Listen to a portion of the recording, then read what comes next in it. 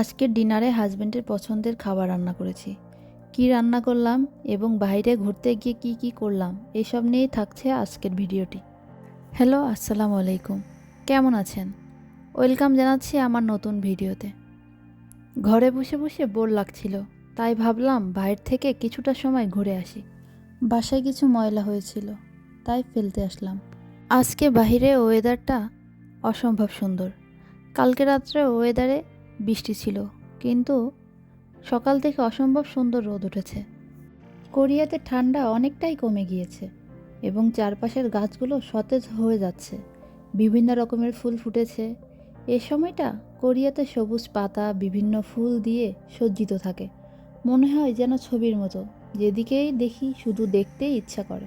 আমি যখন কোরিয়াতে এসেছিলাম তখন এসে দেখেছি এই গাছগুলো শুকনো কাঠের মতো হয়ে গিয়েছে, কিন্তু এখন কচি জালি পাতা ছাড়ছে। বাসায় ফেরার সময় বাসার নিচের একটি শপ থেকে একটা আইসক্রিম এবং পছন্দের চিপস নিলাম। এই আইসক্রিমটা আমি ফার্স্ট টাইম ট্রাই করব, কিন্তু চিপসটা আমার খুবই ফেভারিট। বাইরে কিছুটা টাইম ঘুরে বাসায় চলে আসলাম। ভেবেছি আজকে হাজব্যান্ডের পছন্দের খাবার রান্না করে তাকে সারপ্রাইজ করব।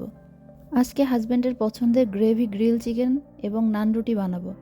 বাইরে যাওয়ার আগে মুরগিটা ভিজিয়ে রেখে গিয়েছিলাম। এখন মশলাগুলো ম্যারিনেট করে নিব।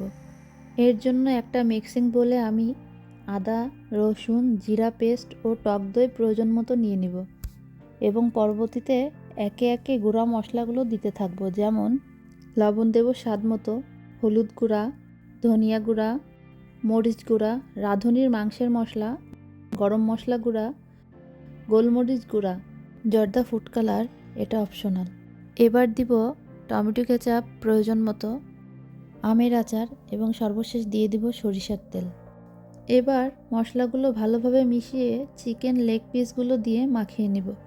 আমি 4টি চিকেন হাফ লেগ পিস নিয়েছি।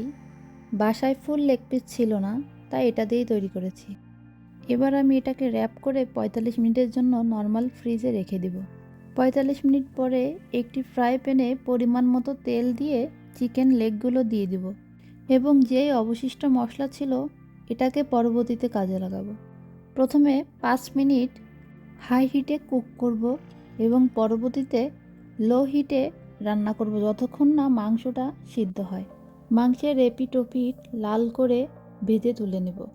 একই তেলে যে অবশিষ্ট মশলাটা ছিল সেটা ঢেলে দেব এবং 1 চা চামচ টমেটো কেচাপ অ্যাড করে ভালোভাবে মশলাটা কষিয়ে নেব এবং পরবর্তীতে সামান্য পানি দিব এবং যখন পানিতে বলক উঠবে ওই পর্যায়ে ভেজে রাখা মাংসগুলো দিয়ে কিছুক্ষণ রান্না করে নিলেই তৈরি গ্রেভি গ্রিল চিকেন। আমি যখন রান্না করি, রান্না করতে করতে অনেক রান্না করে ফেলি। যেমন আমি চেয়েছিলাম গ্রেভি গ্রিল চিকেন এবং নান রুটি বানাতে, কিন্তু পরবর্তীতে আমি চিকেন চাপ এবং মজাদার একটি শসার রায়তা তৈরি করেছিলাম। বাসায় এসে যখন সে দেখলো আমি এগুলো রান্না করেছি, সে খুবই খুশি হয়েছিল। খাবারগুলো তার কাছে নাকি খুবই মজা লেগেছে। আমি নতুনত্ব কিছু রান্না করলে সে খুবই খুশি হয়। আজকে এখানেই বিদায় নিচ্ছি। আল্লাহ হাফেজ।